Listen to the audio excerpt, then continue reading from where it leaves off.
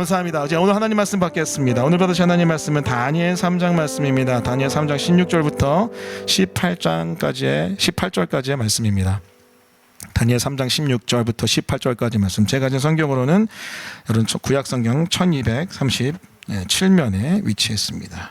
6면과 7면에 위치했습니다. 우리 다니엘서 3장 16절부터 18절까지의 말씀. 제가 한 절 여러분이 한 절 마지막 절 함께 있습니다. 제가 먼저 있습니다. 사드락과 메삭과 아벳느고가 왕에게 대답하여 이르되 느부갓네살이여 우리가 이 일에 대하여 왕에게 대답할 필요가 없나이다. 왕이여 우리가 섬기는 하나님이 계시다면 우리를 맹렬히 타는 풀무불 가운데서 능히 건져내시겠고 왕의 손에서도 건져내시리이다. 함께 읽겠습니다. 그렇게 하지 아니하실지라도 왕이여 우리가 왕의 신들을 섬기지도 아니하고 왕이 세우신 금심상에게 절하지도 아니할 줄을 아옵소서. 아멘. 네, 오늘 말씀은요 다니엘서 3장 16절부터 18절까지의 말씀을 본문으로 바벨론의 중심에서 하나님 나라를 외치다 두 번째 시간입니다. 그리 아니하실지라도의 제목의 하나님 말씀을 증거하겠습니다. 옆에 사람과 다시 한번 이렇게 인사해 보겠습니다. 그리 아니하실지라도 하나님을 예배하십시오. 한번 인사하겠습니다. 네, 그리 아니하실지라도 하나님께 예배하십시오. 감사합니다. 여러분 BC 605년도에 느부갓네살 왕이 예루살렘을 포위하고요, 예루살렘을 점령합니다. 망하는 것은요, 남유다가 예루살렘이 멸망당하는 건 BC 586년이에요. 자, 그런데 한 19년 정도 전에 먼저 1차 공격이 있었고요, 함락됩니다. 그래서 그때 당시에 남유다의 왕인 여호야김이라는 왕이 바벨론으로 포로로 끌려갔고 그와 함께 더불어서 왕족과 귀족들 또 자녀들이 1차로 끌려갑니다. 그 중에 누가 있었죠? 바로 다니엘과 다니엘의 세 친구들이 있었습니다. 끌려온 그들, 특별히 청소년들, 학자들은요 만 16세, 17세로 추정합니다. 지금 고등학교 1학년 아이들이에요. 그들에게 교육합니다. 바벨론 교육을 해요. 왜 교육합니까? 그들을 바벨론 사람으로 만들려고 했기 때문에 그렇습니다. 그들 이름을 바꾸고 바벨론의 학문을 가르치고 언어를 가르치면서 그들을 변화시키려고 했습니다. 특별히 여러분 느부갓네살 왕은요 굉장히 주도 면밀했습니다. 왜냐하면 그들의 신앙도 변화시키려고 했어요. 그래서 자신이 먹었던 음식과 포도주를 그들에게 줍니다. 그런데 여러분 이 음식과 포도주는요 구약의 율법에 따르면요 불결한 거기 때문에 먹을 수 없어요. 결국 그냥 음식이 아니라 신앙과 관련된 음식이었습니다. 그리고 그때 당시의 분위기 속에서, 문화 속에서는요 이 음식을 먹는다는 것은 우상 숭배에 동참한다는 듯한 뉘앙스를 가지고 있기 때문에 이 다니엘은 그렇게 할 수 없었습니다. 그래서 여러분 다니엘과 다니엘 친구도 어떻게 합니까? 지난주 설교처럼 뜻을 정합니다. 따라해 보겠습니다. 뜻을 정하여. 다니엘 1장 8절 같이 있습니다. 시작. 다니엘은 뜻을 정하여 왕의 음식과 그가 마시는 포도주로 자신을 더럽히지 아니하리라 하고 자신을 더럽히지 아니하도록 환관장에게 구하니. 쉽게 말하면 우상 숭배하지 않겠다. 오직 주의 말씀을 붙들며 신앙 붙들겠다 선포한 겁니다. 그런데 놀랍도록 여러분 이 고기와 포도주를 먹지 않음에도 불구하고 채소만 먹었음에도 불구하고 어떻습니까? 이들의 얼굴은 건강합니다. 활기찹니다. 그 가운데 하나님의 은혜가 부어져 이들에게는 놀라운 학문과 서적이 깨닫게 되는 역사와 지혜가 부어집니다. 다니엘서 1장 17절 제가 읽겠습니다. 하나님이 이 네 소년에게 학문을 주시고 모든 서적을 깨닫게 하시고 지혜를 주셨으니 다니엘은 또 모든 환상과 꿈을 깨달아 알더라.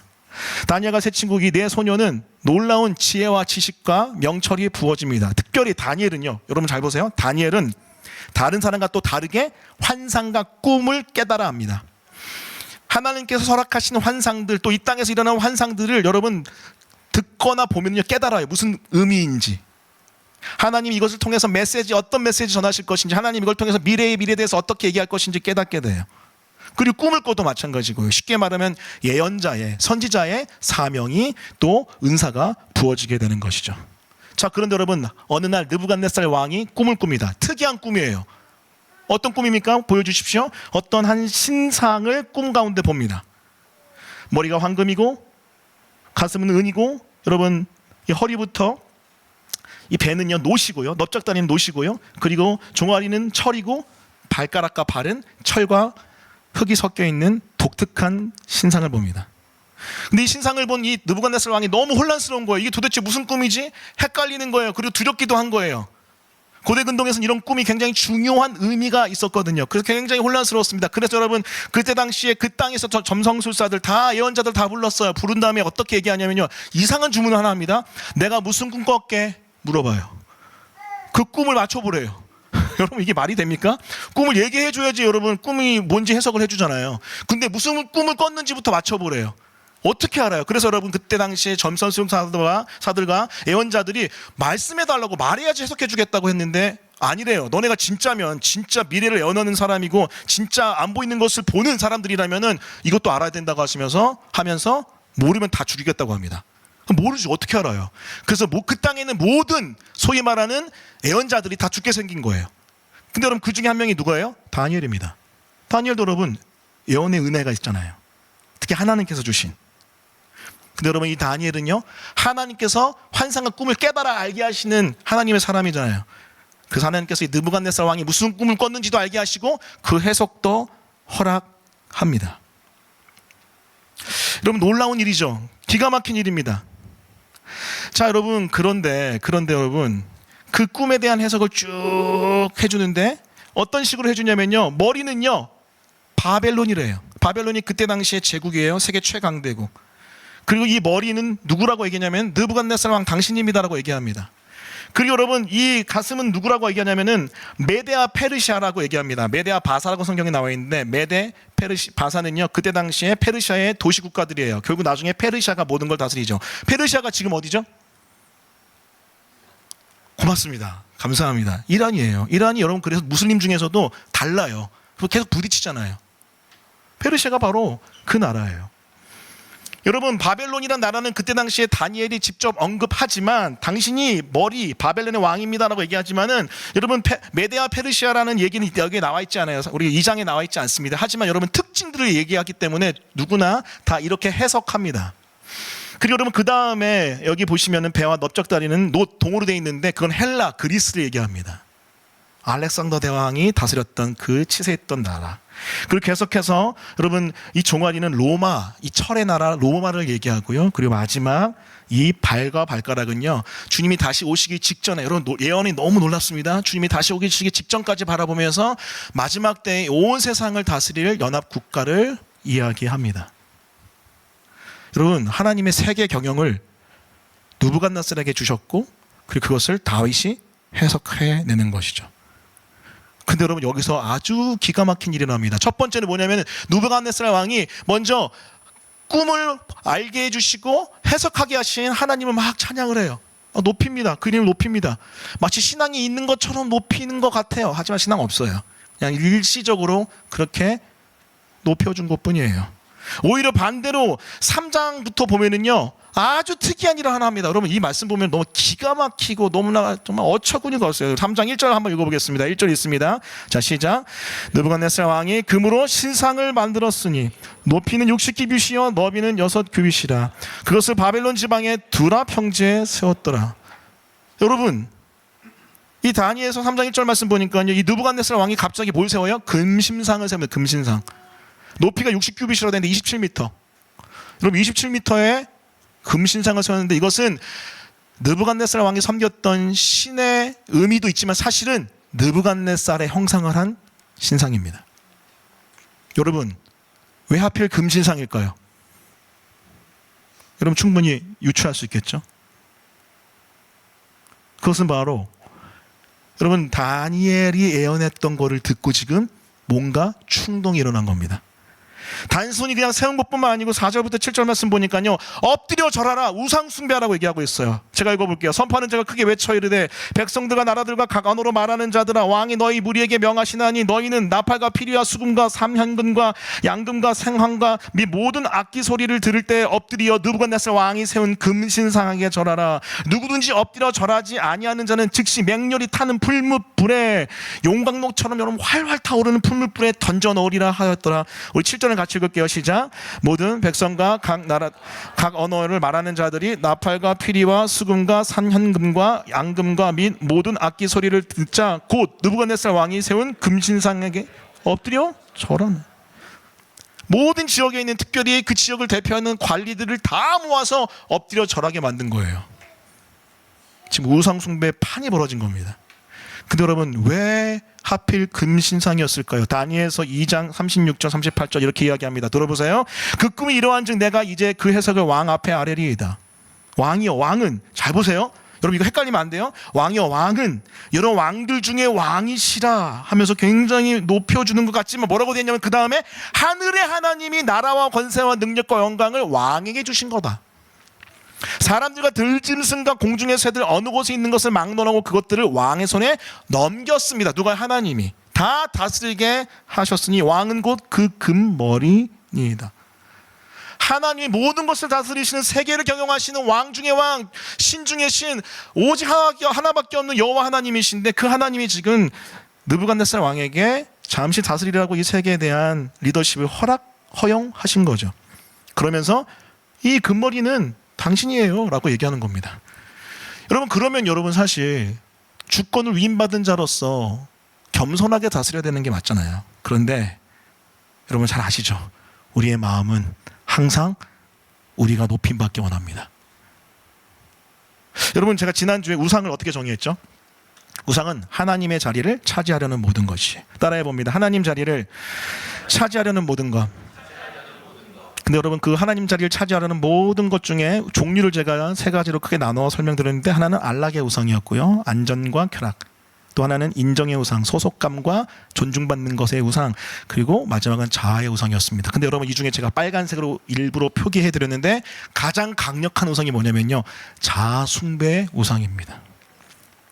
여러분 사람이란 존재는요 어떤 존재냐면요 그 마음 안에 예배의 본성이 있습니다. 하나님이 사실 하나님을 예배하기 위해서 만들었다고 그랬잖아요. 이사야 43장 21절 이 백성은 내가 나를 위하여 지었나니 목적이 있죠. 어떤 목적이에요? 나를 찬송하게 하려 함이라. 하나님을 예배하게끔 만드셨기 때문에 사람의 마음에는 예배의 본성이 있어요. 그렇기 때문에 하나님만 예배해야 하는데 그러지 않으면요 마음에 그냥 진공 상태가 있는 게 아니에요. 반드시 어떤 것을 예배하게끔 돼 있습니다. 근데 여러분 지금 느부갓네살 왕은요 하나님을 높여야 되는 상황에서 뭘 예배하기 시작한 거예요? 자기를 예배하기 시작했습니다.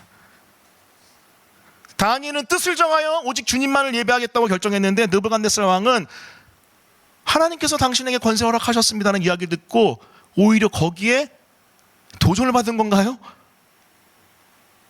그 금이 나구나. 거기서 눈이 뒤집혀서 자기의 금신상을 27m짜리 세웠습니다. 아, 목사님 어떻게 세상에 27m짜리 세울 수 있습니까? 여러분 지금 윗동네 북한에 세워져 있죠? 예, 세워져 있죠. 과거에 여러분 러시아, 소련 옛날에 레닌 동상 세워져 있고 스탈린 동상 세워져 있었죠. 동유럽에도 다 세워져 있었습니다. 지금도 얼마든지 세울 수 있습니다. 여러분 권력자가 자기를 숭배하게 되면 이렇게 됩니다. 정치의 권력을 잡은 자, 잘 들어보십시오. 단순한 정치뿐만 아니라 경제의 권력을 잡은 자, 문화의 권력을 잡은 자, 다양한 권력을 잡은 자들이요 여러분 자기를 숭배하기 시작하면요 골치 아파집니다. 여러분 지금 사실 우리나라 문화적으로 엄청나잖아요. 지금 사실 와 이거 지금 우리가 무슨 시대에 살고 있나 싶을 정도로 정말 말도 안 되는 시대를 살고 있는 것 같아요.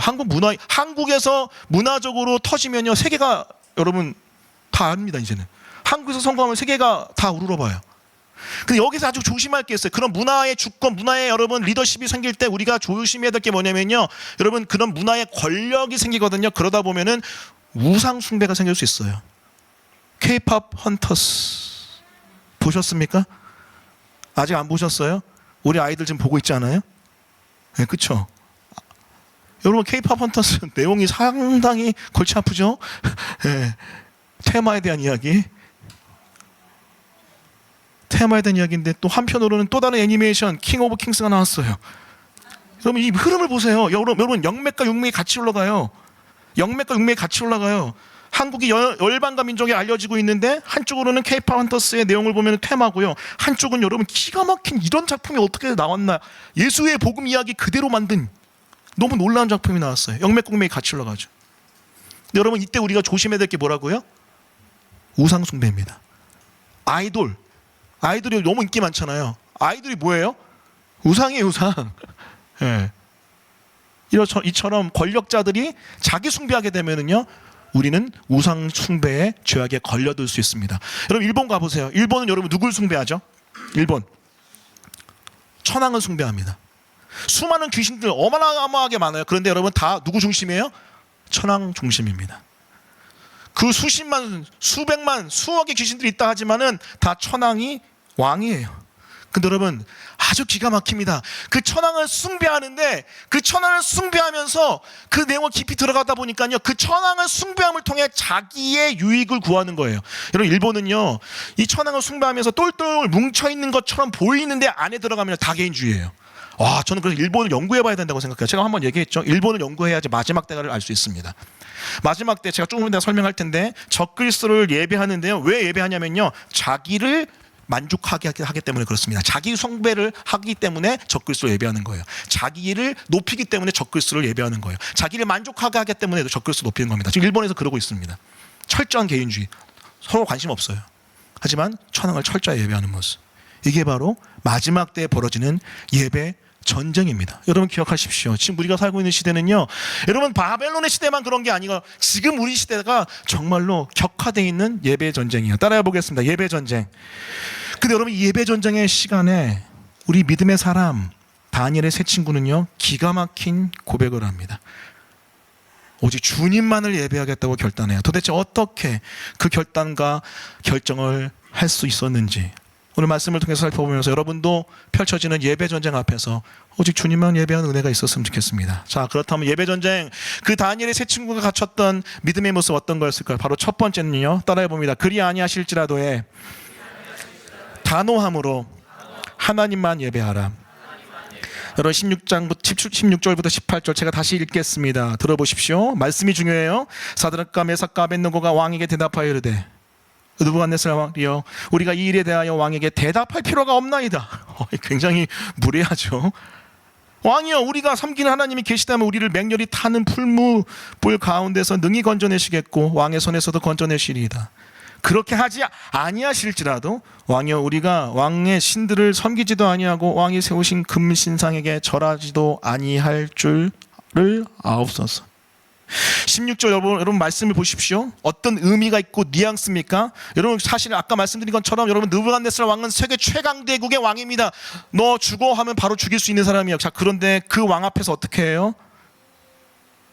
누구나 다 예배하고 금신상에 절하고 있는데 남유다 사람, 특히 대표인 다니엘의 세 친구는 예배하지 않고 있어서 고소당했는데, 그런데 느부갓네살 왕이 찾아와서 야, 너네 다시 예배해, 내가 봐줄게 했는데 그 상황 속에서 뭐라고 고백해요? 이 일에 대하여 대답할 필요도 없어요. 무엇이 느껴집니까? 단호함이 느껴지지 않습니까? 결연함이 느껴지지 않습니까? 17절, 우리 주님이 우리를 보호하시고 지켜주실 거예요. 자, 근데 그 다음이 더 기가 막혀요. 그리 아니하실지라도, 과거 개역 한글판에는 그리 아니하실지라도 보여있죠.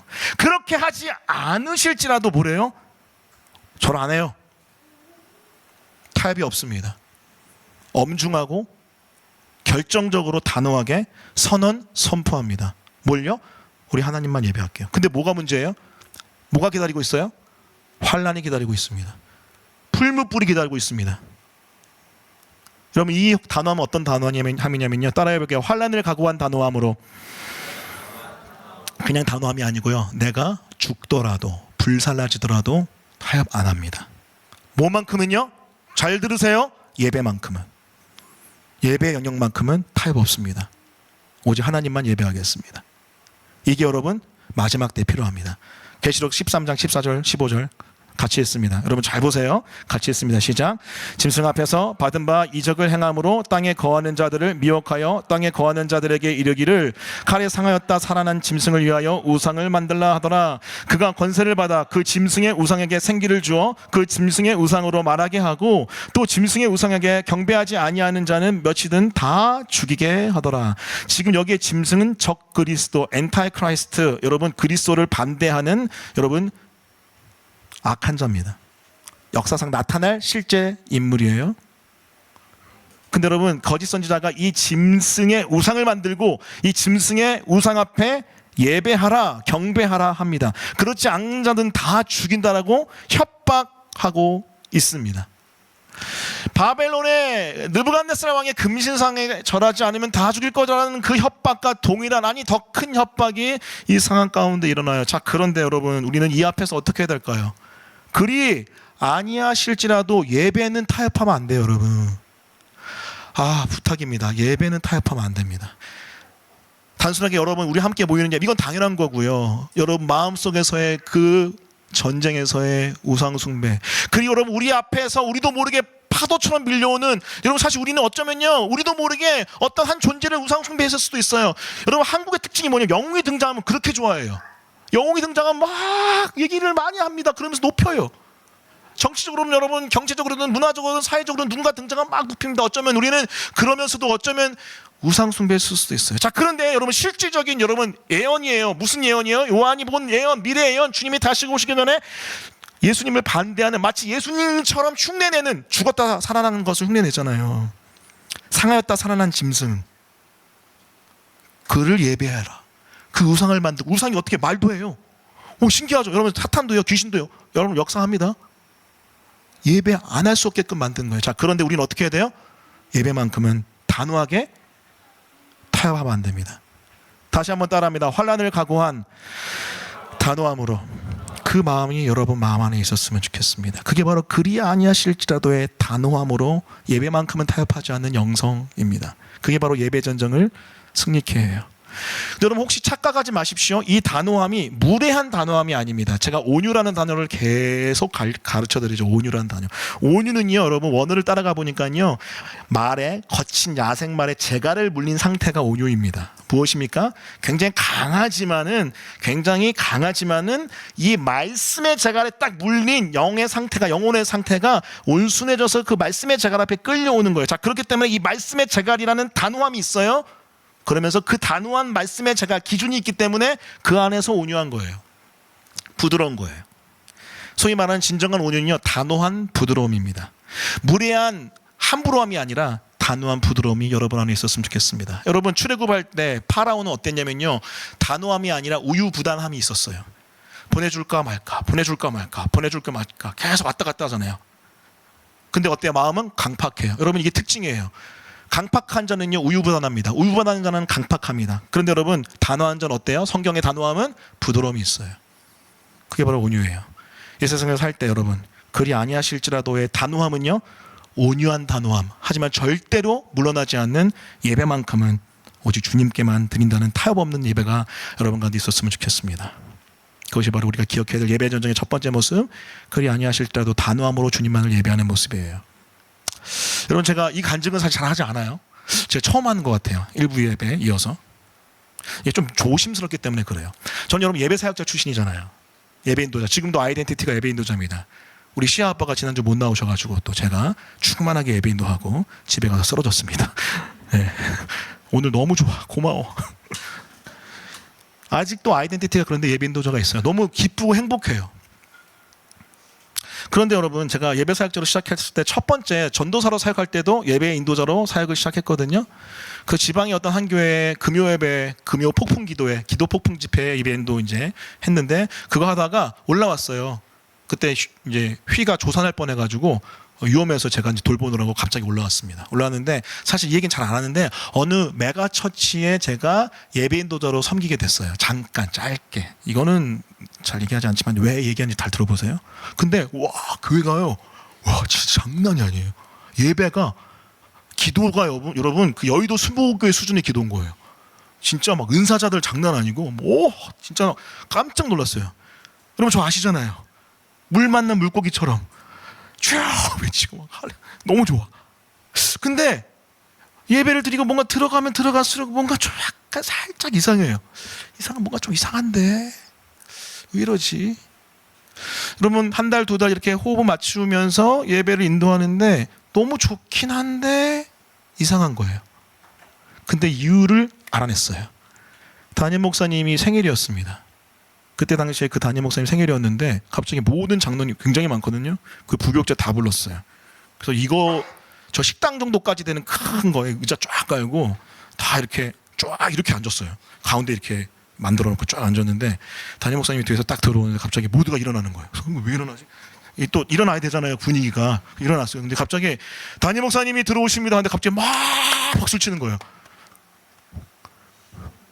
제가 그래서 이게 뭐지? 막 올 때까지 박수 치는 거예요. 그래서 갑자기 딱 앉으시는 거예요. 이상하다. 이거 아닌 것 같은데. 물론 그렇다고 해서 여러분 지금 이단은 아니에요. 여러분 오해하지 마세요. 예. 그래서 제가 조심스러워서 사실 이걸 너무 이상한 거예요. 그래서 뭐지 하는데 좀 더 들어가서 보니까 이거 아닌 거예요. 여러분 우리 교회의 이름이 뭐죠? 예수 순전한 교회. 또 다른 말로 하면 오직 예수 교회예요. 그리고 우리 교회의 첫 번째 콜링 오직 예수님만 예배하는 예배 공동체. 예배는 딴 거 없어요. 요만큼도 들어올 수 없어요. 여러분 저는 그거를 어렸을 때부터 이 말씀 가운데 깊이 새겨졌기 때문에 예배만큼은 요만큼도 들어오면 저는 용납할 수 없습니다. 그냥 담임 목사님을 향한 존경의 마음, 사랑의 마음, 섬김의 마음으로 이렇게 개인적으로 감사를 표시할 수 있겠죠. 근데 그 모습이 저는 좀 이상하게 보였고 들어가 보니까 너무 지나치게 높이는 모습이었어요. 그 이후로부터 제가 너무 불편한 거예요. 너무 불편한 거예요. 함께 기도했습니다. 하나님 어떻게 해야 됩니까? 근데 제 안에 있는 확신 뭐죠? 예배는 단호해야 돼요. 그래서 여러분 바로 말씀대로 나왔어요. 아시죠? 저 뒤를 안 보고 나오는 사람, 앞도 안 보고 나와요. 힘들죠. 그런데 여러분 그것만큼은 포기가 안 되더라고요. 뭐요? 예배만큼은 포기가 안 돼요. 그래서 여러분 사실 고생 많이 했는데 나왔어요. 그래서 여러분 제가 첫 번째 우리 교회 처음 이제 개척 예배 드리기 전에 우리 개척 준비할 때 갑자기 제 생일이라고 몇몇 지체가 갑자기 막 생일이라고 갑자기 막 끝나고 예배 끝나자마자 막 갖다 들고 케이크 가지고 그래서 내가 뭐라 그랬냐면 하지 마 그랬어요 제가. 왜냐면 그때 너무 충격이 커가지고 왜 내가 개인적으로 내 생일 내가 챙기면 되지. 물론 여러분 카톡 좀 보내주시고 너무 이렇게 얘기하니까 또 당신 알아서 하세요. 근데 여러분 정말 중요해요. 혹시 나중에 여러분 제가 그런 꼴을 보이면요 저에게 얘기해 주세요. 오직 예수만 예배하라. 옆에 사람을 한번 이렇게 인사해 보겠습니다. 오직 예수님만 예배하십시오. 인사하겠습니다.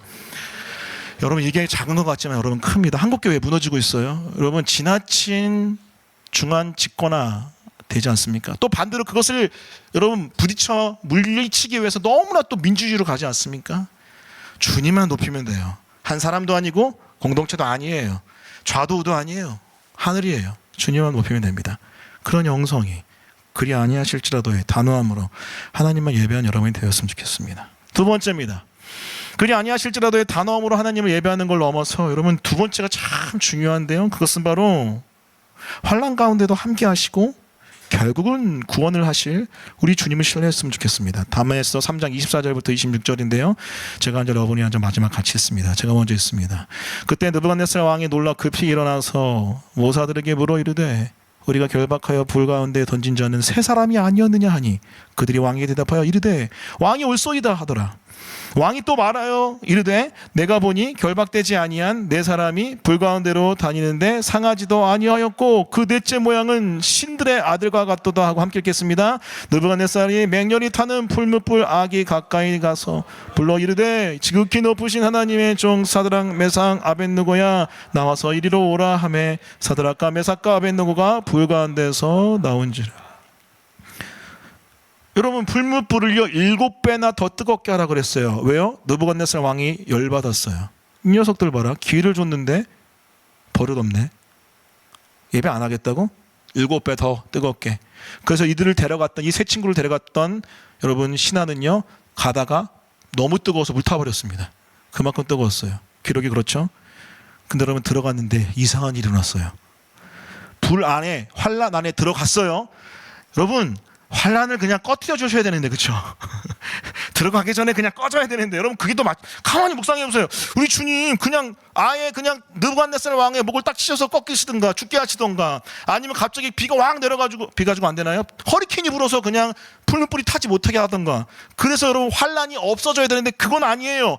환란 안으로 불 안으로 들어가요. 들어갔는데 상하지가 않아요. 상하지가 않아요. 타지 않아요. 근데 이 느부갓네살이 너무 당황스러워서 보고 있는데 자세히 보니까 뭐가 있어요? 누가 있어요? 한 사람이 더 있는 거예요. 네 사람이 있어요. 신기하죠? 네 사람이 불 가운데 다니는데 상하지도 아니하고 그 다음 따라해 봅니다. 그 넷째 모양은 신들의 아들과 같도다. 이게 뭐죠? 여러분 이게 여러분 구약에 나타난 예수 그리스도의 현현이라는 나타나심의 모습입니다. 여러분 예수님이 여러분 육신으로 오셔서 이 땅에 우리 위해 죽으시고 부활하신 그 사람이신 또 100% 하나님이신 100% 사람이신 예수님이지만 구약에도 예수님이 이렇게 놀랍도록 이런 모습으로 오실 때가 왕왕 있었습니다. 무엇입니까? 환란이 없어지진 않아요.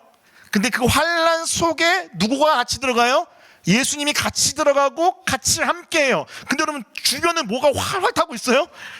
7배나 뜨거운 풀물불이, 그 환란의 불이 활활 타고 있는데 타지 않아요. 예수님과 함께. 이게 신비입니다. 성경을 보니까요, 이런 모습이 왕왕, 아니 종종 등장해요. 여러분 스바냐 3장 17절 제가 읽어볼게요. 너희 하나님 여호와가 너희 가운데 계시니 그는 구원을 베푸실 전능자시라. 그가 너로 말미암아 기쁨을 이기지 못하시며 너를 잠잠히 사랑하시며 너로 말미암아 즐거이 부르며 기뻐하시리라 하리라. 이거는 아버지가 아들을 딸을 안고 부르는 파더송, 아버지의 노래예요. 근데 여러분 이 배경은요, 어디서 아들을 딸을 안고 있는 거냐면요, 지금 남유다가 멸망당하는 상태인 거예요. 스바냐가 그걸 예언하고 있는 거예요. 그런데 어때요? 너희 하나님 여호와가 어디에 있는 거예요? 그 멸망의 한가운데 있는 거예요. 징계해서 버림받은 게 아니라, 징계 왜 한 거죠? 징계가 아니고서는 회복시킬 수 없기 때문에 징계하는 거거든요. 그것도 사랑의 맹 거죠. 그런데 매 때리고 버린 게 아니라, 알아서 해라가 아니라, 여러분 그 매의 한가운데 같이 들어가 맡고 있는 거예요. 너희 하나님 여호와가 너의 가운데 계신, 어때요? 그는 구원을 베풀 거야. 그래서 어때요? 그 아빠가 너와 함께 너를 안고 있다. 그게 여러분 이 메시지의 깊은 의미입니다. 시편 23편 4절, 여러분 잘 아는 말씀이죠. 같이 읽어볼게요. 같이 읽습니다. 시작. 내가 사망의 음침한 골짜기로 다닐지라도 해를 두려워하지 않을 것은 주께서 나와 함께 하심이라. 주의 지팡이와 막대기가 나를 안위하시나이다. 여러분 유대 광야는 어떻다고 그랬죠? 6개월은 여러분 황량하고 6개월만 풀과 물이 있어요. 그래서 여러분 목자는요, 이 양들을요 푸른 풀밭과 실만을 묶어 데려가기 위해서 반드시 죽음의 그림자가 드리운 사망의 음침한 골짜기를 지나가야 됩니다. 근데 어때요? 때로는 양들이 목자의 말을 안 듣고 이탈해 버려요. 근데 이탈해 버림에도 불구하고 뭐라고 되어 있습니까? 해를 두려워하지 않는데요. 왜 그렇죠? 이탈해서 사망의 음침한 죽음 직전의 위험의 상황 가운데 간다 할지라도 누가 뒤쫓아와요? 누가 뒤쫓아오죠? 목자가 뒤쫓아오는 거예요. 그걸 알아요. 목자였던 다윗은요 아는 거예요. 목자가 뒤쫓아가요. 그래서 어떡합니까? 구원해내죠. 주의 지팡이, 막대기. 지팡이는 여러분 동굴에서 목을 칠 수 있는 거고요. 막대기는 창 같아서 야수를 물리칠 수 있는 거예요. 그걸 통해서 함께 하시는 거죠. 어디에요? 사망이 음침한 골짜기에 함께 하는 게, 이게 바로 주님의 구원의 모습입니다. 요한복음 10장 11절, 나는 선한 목자라. 선한 목자는 양들을 위하여 목숨을 버리거니와. 우리 목자 되신 예수님이 죽음의 골짜기에 찾아 들어가 우리를 붙들고 끌어안고 구원하시는 주님인 걸 여러분 믿으십니까? 그게 복음이에요. 환난이 없어지는 게 아니에요. 우리 주님의 복음은요, 십자가가 있고요 부활이 있는 겁니다. 여러분 인생 가운데 여러 환란이 있죠. 어려움이 있죠. 환란을 사라지게 해주십시오. 기도할 수 있습니다. 맞아요. 당연히 그렇게 기도해야죠. 여러분 이상하게 기도하면 안 돼요. 주님 고난이 오라, 저에게 고난을 주십시오. 저는 성장하고 싶습니다. 그렇게 기도하지 마세요. 네, 그렇게 기도하면 안 돼요. 제가 그렇게 기도했다가 고생 엄청 많이 하잖아요. 그렇게 기도하면 안 돼요. 절대 그렇게 기도하면 안 됩니다. 그런데 죄인의 인생 가운데는 환란이 웨이브 쳐와요. 파도 쳐와요. 죄의 결과는, 죄의 또 모습은요, 어려움과 고통이 올 수밖에 없거든요. 환란이 올 수밖에 없거든요. 근데 그때 여러분 어떻습니까? 그 환란이 나를 둘러 진친다 할지라도 여러분 주님이 함께 하세요. 십자가의 사랑으로 주님이 함께 하십니다. 그 주님이 우리 가운데 그 환란을 견디고 버티고 이겨낸 힘을 주고요, 우리의 여러분 상황은 여전히 환란이지만 우리의 내면은 하늘나라 평강으로 우리를 지켜주시는 게 바로 주님이세요. 마치 다니엘의 세 친구를 환란에 둘러싸여 있지만 여전히 보호하시는 것처럼. 그 나중에 어떻게 해요? 결국 마지막 끝날에는, 끝에는 푸른 풀밭과 출만한 목걸이 인도하시잖아요. 결국은 구원해 줄 주님을 신뢰하십시오. 그때 여러분 우리는요 예배 전쟁에서 오직 주님만 선택하게 될 줄 믿습니다. 빌립보서 4장 6절부터 7절 큰 목소리로 읽습니다. 시작. 아무것도 염려하지 말고 다만 모든 일에 기도와 간구로 너희 구할 것을 감사함으로 하나님께 하리라. 그리하면 모든 지각에 뛰어난 하나님의 평강이 그리스도 예수 안에서 너의 마음과 생각을 지키시리라. 간단하게 말하면 뭐예요? 염려하지 말고 기도해. 언제요? 어려울 때. 바울 지금 어디 했어요? 로마 감옥. 근데 빌립보서에서 계속 뭐라 그래요? 기뻐하래요. 말이 돼요? 환란에 둘러싸여 있고 어둠에 진 눌려 있는데 기뻐하래요. 그리고 이제 뭐래요? 염려하지 말고 기도하래요. 왜 그렇습니까? 환란이 없어진다고요? 여러분, 기도하면 환란이 없어질까요? 여러분, 6절 말씀 이후에 7절에 그리하면 환란이 떠나갈 것이요 염려거리가 기쁨으로 바뀔 것이라고 했으면 좋겠는데 그게 아니에요. 7절 뭐라고 되어 있습니까? 똑같아요, 환경은. 하지만 뭐가 바뀌어요? 하나님의 평강이 내 마음에 부어지는 거죠. 내 생각에 부어지는 거죠. 여전히 둘러진 쳐 있는 불같은 환란이지만 나를 지키시는 주님, 그 주님과 함께 끝까지 가는 게 바로 우리의 신앙의 줄 믿습니다. 제국교회를 갔어요. 한 80명 정도 모인대요, 애들까지. 나이 드신 분들 한 70대 80대 어르신들이 꽤 계시더라고요. 그래서 여러분 70대 80대 분들은요, 목회자가 설교하면 일단 아멘 하고 보세요. 아멘! 아멘 하고 보시거든요. 그래서 저는 여기가 어디지 헷갈려가지고 제가 무슨 기도원에 온 줄 알았어요. 근데 그분들만 있는 게 아니라 적지 않은 꽤 많은 사실은 5, 60대가 있더라고요. 그래서 목사님께 여쭤봤어요. 아니 50대 60대가 꽤 많으시다고. 그리고 그 자녀들이 거기 있는 거예요.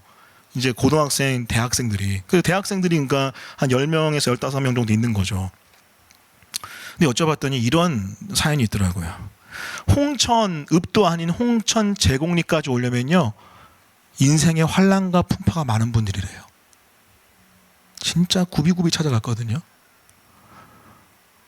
정말 서울에 살다가 여러 가지 아픔을 겪고, 가정의 아픔, 직장의 아픔, 여러 환란을 겪다가 지치고 지쳐 거기까지 밀려 내려온 거예요. 근데 그 목사님이 참 귀한 게 뭐냐면은, 목사님이 이런 사역 하셨더라고요. 뭐냐면 긍휼 사역을 하시는 거예요. 아프고 병들고 괴로운 자. 여러분 그거 아세요? 예배 시간에 PPT에 러시아어가 써 있는 거예요. 처음에 몽골 그건 줄 알고, 근데 자세히 러시아어인 거예요. 왜냐하면 여러분 홍천 거기도요, 외국인 노동자가 지금 있어요. 러시아 사람들이 있어요. 가서 보니까 고려인들이 있는 거예요. 정말 여러 환난과 어려운 가운데 밀리고 밀려 그 땅에 온 그 자들을 그 목사님이 품고 긍휼 사역하는 거예요. 이 목사님의 장기가 뭐냐면, 설교도 참 은혜롭게 잘하시겠지만 여러분 요리를 진짜 잘하세요. 깜짝 놀랐어요. 거의 셰프 수준이에요. 가자마자 여러분 엄청난 항아리, 우리 승엽 형제 보니까 갑자기 요리 생각이 나는데, 항아리에서 기름을 쫙 뺀 그 닭고기 먹고요. 아무튼 엄청나게 많이 대접을 받았어요. 근데 그런 걸 통해서 위로하는 거예요. 격려하는 거예요. 축복하는 거예요. 그걸 통해서 여러분 지치고 상한 자들이 다 교회에 모였습니다. 여러분 그분들 환난 가운데 있어요. 여전히 괴로운 가운데 있어요. 아픔 가운데 있어요. 자, 그런데 어때요? 그 환난의 정중앙에서 하나님이 함께 하신 분 만난 거예요. 그래서 아이들을요, 홈스쿨링해요. 교회 중심으로. 그래서 애들이 있었던 거예요. 근데 여러분 너무 재밌게도 어렸을 때부터 말씀 계속 가르치고 교회 안에서 컸는데, 다 검정고시 봐서 중학교 패스하고 고등학교 패스했거든요. 그런데 감사하게도 하나님의 은혜가 있어서 귀하게 여러 직종의 전공을 지금 공부하는 학생들로 성장했습니다. 바로 옆에 또 대안학교가 또 하나 있고 해서 또 귀한 여러분 사역들이 일어나는 것을 봤습니다. 깨달았어요. 아, 그렇구나. 환란이 없어진 게 아니라 환란이 있지만, 정말 말할 수 없는 환란, 여러분 가운데도 지금 압니다. 여러분 진짜 가슴속 사무치는 환란이 있는지 다들 제가 알아요. 근데 그 환란이 없어지지는 않는데요, 기가 막힌 건 뭐냐면 그 환란의 한중앙에 주님이 여러분 손 꼭 붙잡고 계세요. 여러분 마음 꼭 위로하고 계세요. 여러분의 심령을 안고 계세요. 그 주님을 붙들고 한 걸음 한 걸음 걸어가는 것. 하나님 언젠간 반드시 구원하실 날 올 줄 믿습니다. 할렐루야. 여러분 그걸 믿었으면 좋겠습니다. 우리 교회는 여러분 아둘람 공동체예요. 지치고 상하고 깨진 자들이 와서 회복하는 곳. 여러분 안에 있는 어려움과 괴로움이 있다면 주님 앞에 쏟아놓으십시오. 환난 가운데 중독으로 가지 마시고 우리와 함께 하시는 그 주님께, 구원하실 주님께 예배하십시오. 그것이 바로 우리가 예배 전쟁에서 승리할 수 있는 두 번째 하나님의 방법, 환난 가운데 함께 하시고 결국은 구원하실 주님을 신뢰하는 것입니다. 말씀을 정리합니다. 예배 전쟁 어떻게 이길 수 있을까요? 여러분 격화됩니다. 앞으로 보십시오. 10년 뒤 20년 뒤 여러분 기억하세요. 여러분 자녀 세대, 지금 제가 진심으로 중심으로 얘기합니다. 여러분 자녀 세대 신앙교육 잘해야 합니다. 앞으로 예수 믿으면은 엄청난 핍박받을 날이 올 수밖에 없습니다.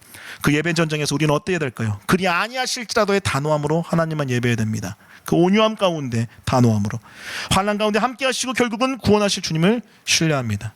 그것으로 우리가 예배 전쟁에서 승리한 은혜가 있기를 예수님의 이름으로 축원합니다. 아멘. 오늘 찬양 좀 바꿀게요. 당신은 영광의 양, 예수님 찬양을 좀 했으면 좋겠어요. 우리 당신은 영광의 양 찬양하겠습니다. PPT 교체해 주세요. 고맙습니다.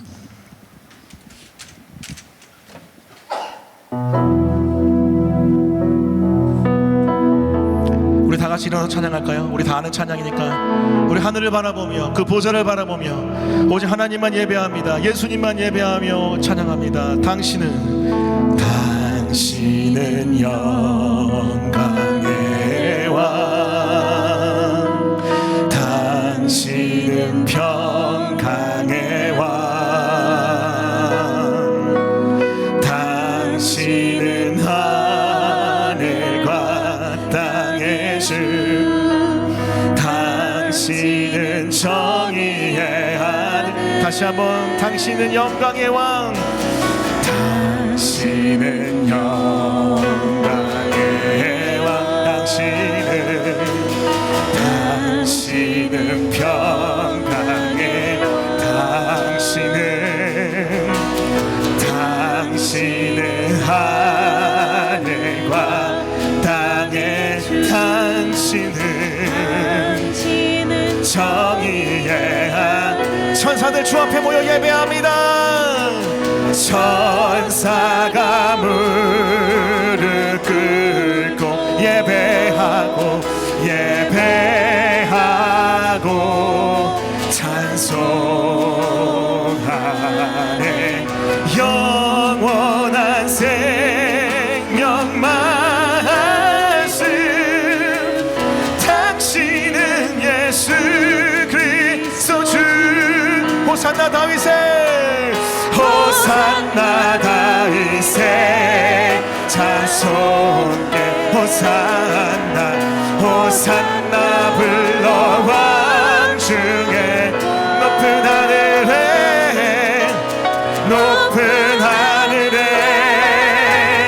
영광을 예수 주 대신. 다시 한번 호산나 다윗의 그 구원주 되신 주님 앞에 나와 호산나 다윗의 자손께. 우리 하늘을 바라보세요.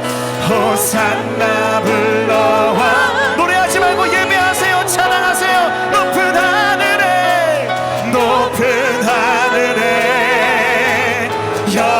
하늘에 속한 예배를 사모하며 예수 주 대신하네.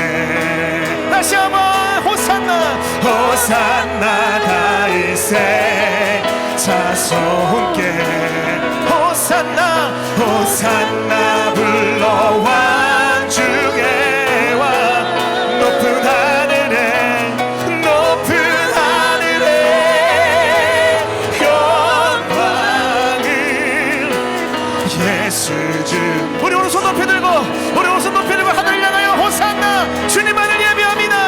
호산나 다윗의 자손, 오직 예수님만 바라보며 호산나 불러 왕 중에 왕. 높은 하늘에, 높은 하늘에 영광을 예수 주. 우리 다시 한번 하늘을 바라보며 그 영광의 보좌를 바라며 그 한점 되신 예수님만 바라보며 호산나, 호산나 다윗의 자. 여러분 예배만큼은 포기하면 안 돼요. 예배만큼 밀리면 안 돼요. 산나 불러와. 예배할 때 우리 안에 있는 무상이 무너질지니 높은 하늘에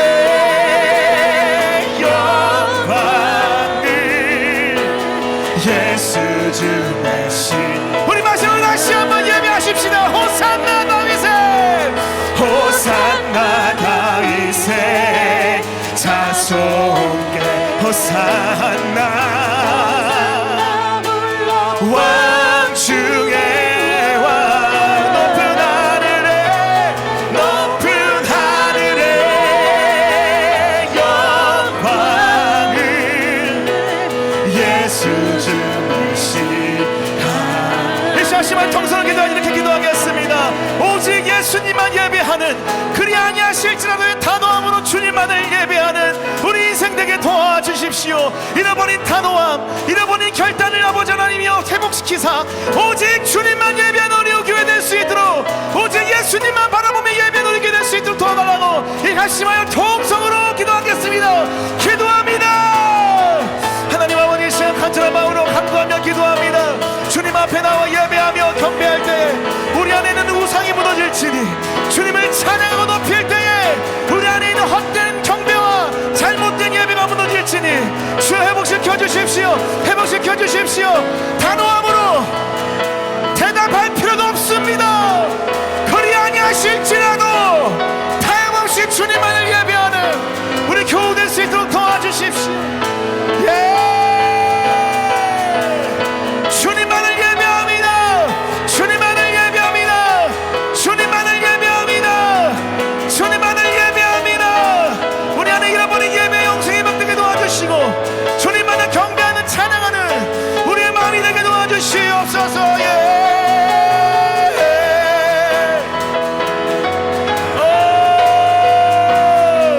그렇습니다. 우리 고백하십시다. 주님만을 경배하리, 주님만을 찬양하리 고백합니다. 주님만을 경배하, 주님만을 찬양하리, 주님만을 찬양하, 찬양받기, 찬양받기 한다. 주님을 바라보세요. 주님을 바라보세요. 다시 한번 마음을 다하여 주님만을, 주님만을, 주님만을 경배하리, 주님만을 찬양하리, 찬양받기 합당하신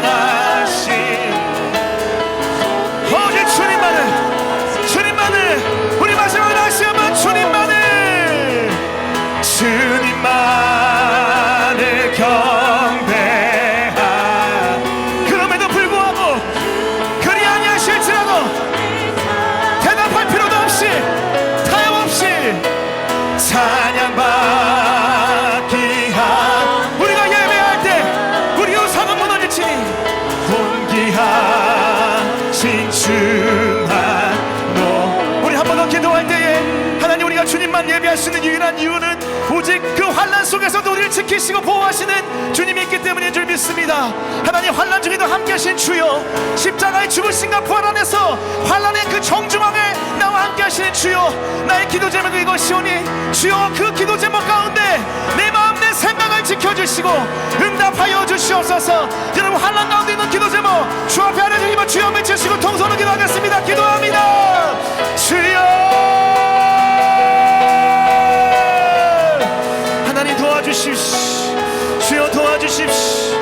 내 마음속에 있는 이 기도의 제목, 주님을 아뢰라, 주님을 찾으라, 내게 부르짖으라, 내게 부르짖으라, 따라 내게 부르짖으라, 내가 내게 응답하겠고 내가 알지 못한 그 은밀한 일을 내게 보이리라. 주님, 주님, 내가 이해할 수 없지만, 내가 이해할 수 없지만 주님을 부릅니다. 주님을 부릅니다. 주님을 부릅니다. 도와주십시오. 내 마음을 지켜주시고 내 생각을 지켜주시고 내 삶을 지켜주시고 내 심령을 지켜줘서 승리하게 하여 주십시오. 주님, 주님 도와주시고 역사해 주십시오. 주님만을 경배하리, 주님만을 찬양하리,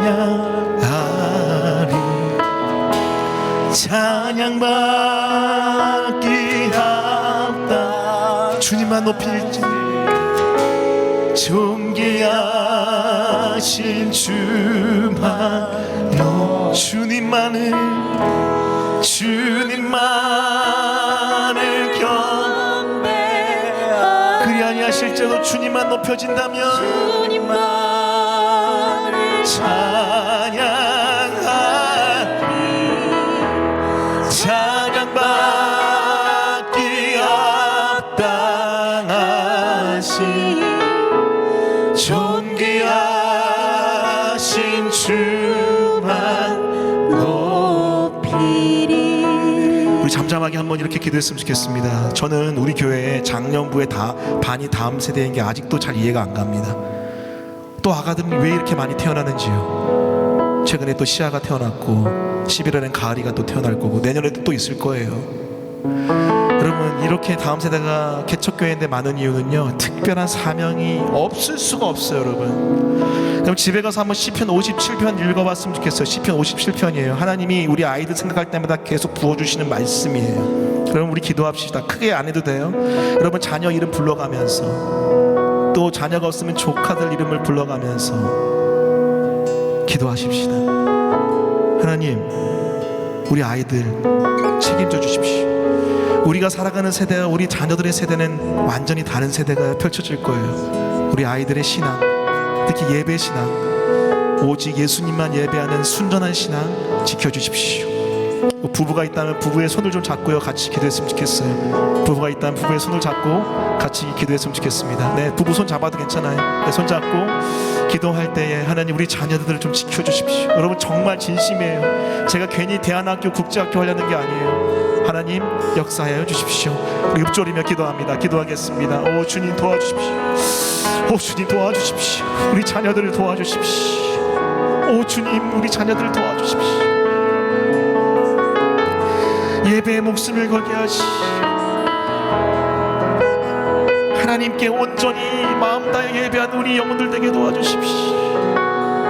주의 인자는 컸어, 하늘의 미치 그의 진리는 궁창에 이른다 하셨는데, 비록 하나님 아버지 그 환난의 동굴이 있다 할지라도 확정되고 확정된 그 마음의 예배, 그 선포가 그 동굴을 뚫고 하늘을 향하여 나가는 줄 믿습니다. 우리 다음 세대 아이들 예배 신앙 지켜주시고, 정말 다니엘과 새 친구같이 오 주님, 우리 아이들을 지켜주십시오. 오 주님, 지켜주십시오. 지켜주십시오. 지켜주십시오. 주님, 주님.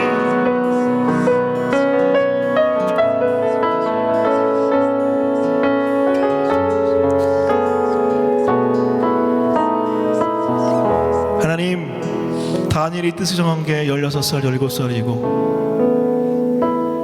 다니엘과 다니엘의 제 친구들이 느부갓네살 왕 앞에서 그리 아니하실지라도 대답할 필요 없이 주님만 예배하겠습니다라고 결단한 게 20대 초반인 걸 압니다. 그렇게 예배 전쟁에 승리할 수 있었던 이유는 그리 아니하실지라도의 단호함의 모습과, 비록 환난 가운데 있다 할지라도 주님이 그 환난의 정중앙에서 함께 하신다는 확신, 그리고 구원하신다는 확신이 있었기 때문입니다. 잃어버린 예배의 단호함, 부드럽지만 그 단호함 다시 회복시켜 주시고, 하나님 간절히 비웃기는 환난의 정중앙을 지날 때 예배를 포기하는 것이 아닌 예배만큼은 붙들며 함께 하신 주님의 품 안에 안겨있는, 풍랑이 있지만 풍랑이 잠잠해지는 것이 아니라 풍랑 위를 걸어버리는 그 주님만 바라보는 예배자 될 수 있도록 도와주십시오. 우리 다음 세대 위해 기도합니다. 주님, 다음 세대 도와주십시오. 다니엘과 새 친구, 사실 어린 나이였는데 뜻을 정했습니다. 하나님, 초등학생만 돼도 하나님 사명을 알고 십자가 사랑을 느끼고 충분히 그 내면에 주의 사랑을 새길 수 있습니다. 주님, 우리 아이들 도와주사 주님께 드려지게 하시고, 이 시대에 욕망과 야망이 아닌 진정 그 한 영혼이 있기에 온 세상을 품는 믿음의 용장들 되게 도와주십시오. 감사합니다. 고맙습니다. 예수님의 이름으로 기도합니다. 아멘. 지금은 다시 오실 예수 그리스도의 은혜와 하늘 아버지의 말할 수 없는 사랑과 성령의 부으시는 역사가, 함께 하시는 역사가, 그리 아니하실지라도 대답할 필요도 없이 주님만을 예배하겠다는 단호함, 환난 가운데도 함께 하신 주님을 신뢰하며 구원하실 주님을 신뢰하는 그 믿음 가운데 오직 주님만을 예배하겠다고 결단한 모든 영혼들 머리에 지금부터 영원히 함께 하실지어다. 아멘.